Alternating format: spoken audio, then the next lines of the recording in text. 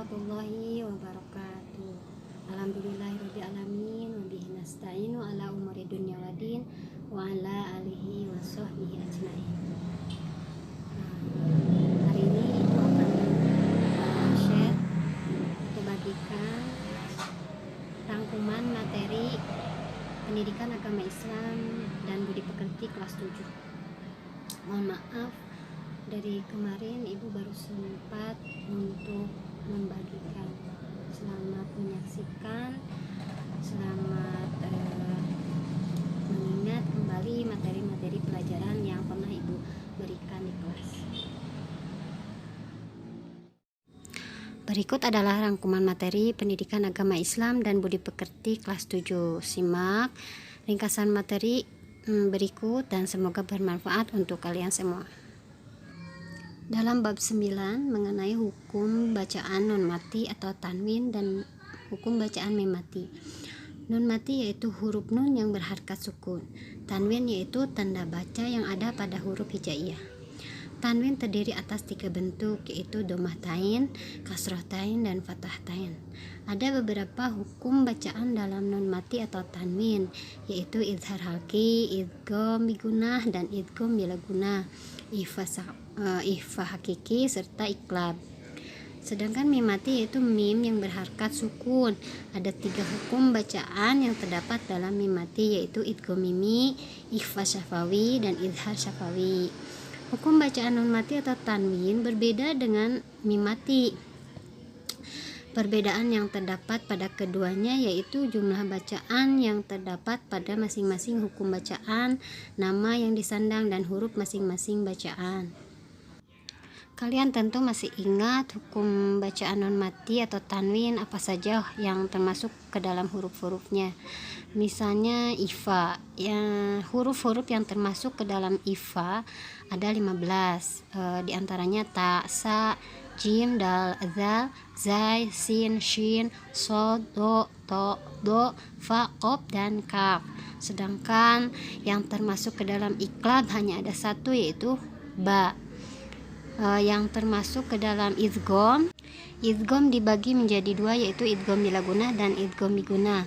Idgham bila gunah diantaranya ro dan lam, sedangkan idgham bigunah yaitu nun, mim, waw, ya. Kalau kita selalu menyingkatnya dengan yanmu, ya, mim, nun, waw.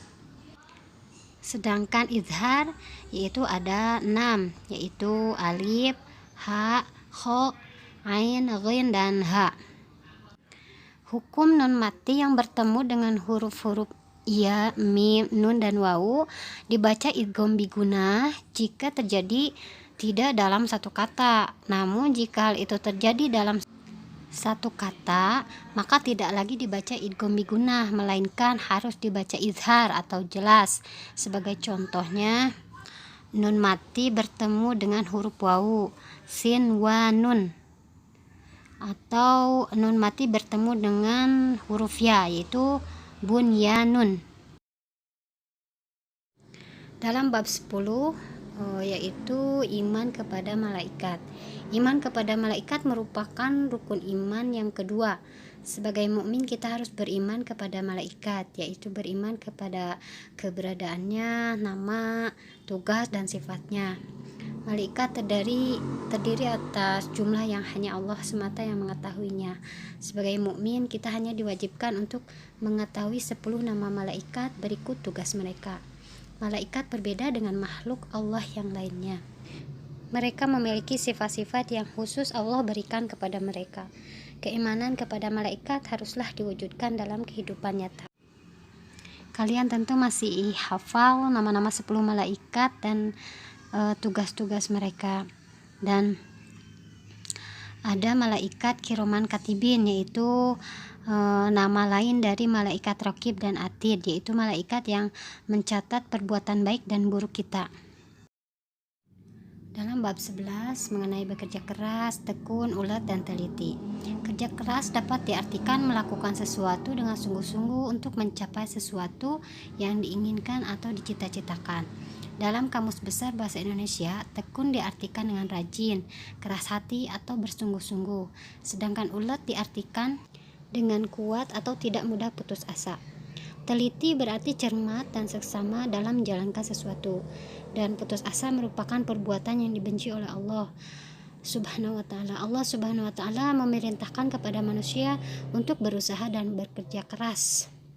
Jadi jangan sampai putus asa dan mudah menyerah. Dalam bab 12 mengenai salat Jumat.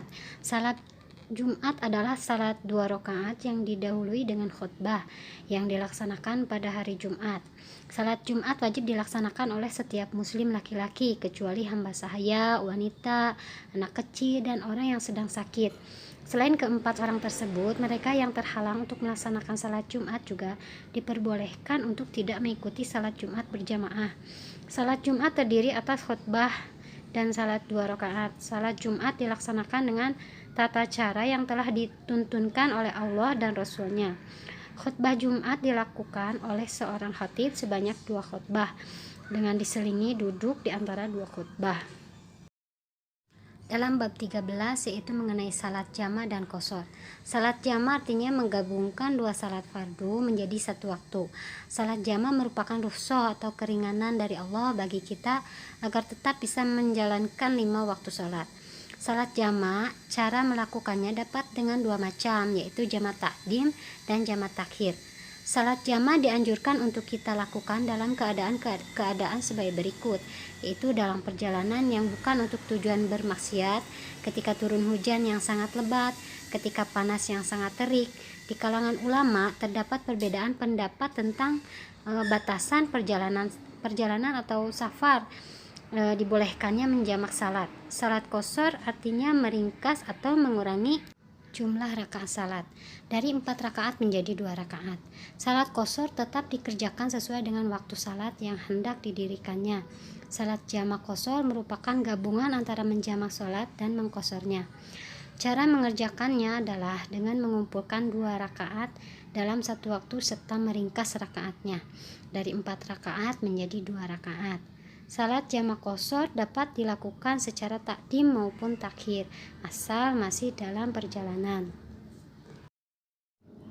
Dalam bab 14 mengenai misi dakwah Nabi Muhammad SAW. Nabi Muhammad SAW diangkat menjadi Rasul ketika beliau berusia 40 tahun. Saat itu beliau sedang bertahanus di Gua Hira dan menerima wahyu pertama yaitu surah Al-Alaq surat ke-96 ayat 1-5. Misi-misi Nabi Muhammad SAW antara lain sebagai berikut, yaitu mengajak umat manusia untuk menyembah Allah, menyempurnakan akhlak umat manusia, membawa perdamaian dan kesejahteraan, menghapus kasta sosial. Akhlak yang ditampilkan oleh Rasulullah SAW sebagai berikut, yaitu amanah, sanggup memegang amanah, sidik yang disampaikannya selalu benar, fatonah yaitu memiliki kecerdasan atau ketepatan dalam berpikir dan bertindak, sedangkan tabligh yaitu selalu menyampaikan wahyu yang diterima dari Allah Subhanahu wa ta'ala kepada umatnya. Orang yang pertama kali masuk Islam dari kalangan keluarganya adalah Khadijah, istri Rasulullah. Dari kalangan sahabatnya adalah Atik bin Utsman atau lebih populer dengan panggilan Abu Bakar. Dakwah Islam dimulai dengan cara bersembunyi-sembunyi dan terbatas kepada anggota keluarga dan sahabat terdekatnya. Dakwah dilakukan dengan cara terang-terangan. Dakwah secara terang-terangan dimulai pada tahun 615 Masehi atau tahun ketiga kerasulan Nabi Muhammad SAW. Untuk melindungi kaum muslim, Rasulullah memerintahkan kaum muslimin untuk berhijrah ke Hasbi yang dilakukan dengan 2 tahap. Kaum Quraisy berusaha menghalangi dakwah Rasulullah dengan cara melakukan pemboikotan.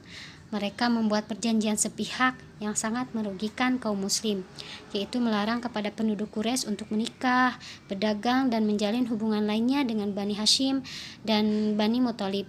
Cara kita meneladani perjuangan Nabi Muhammad SAW dan para sahabat perlu melakukan hal-hal berikut ini, yaitu mengimani kerasulan Nabi Muhammad, melanjutkan misi-misi Rasulullah, tidak mudah menyerah dalam berdakwah.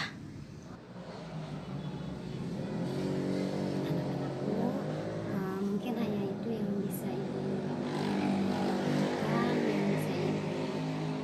sampaikan untuk hari ini.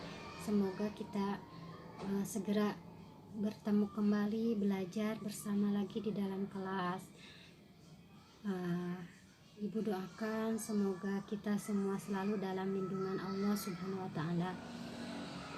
Mungkin sampai sini dulu materi yang bisa ibu sampaikan. Billahi taufik wal hidayah. Wassalamualaikum warahmatullahi wabarakatuh. Dadah.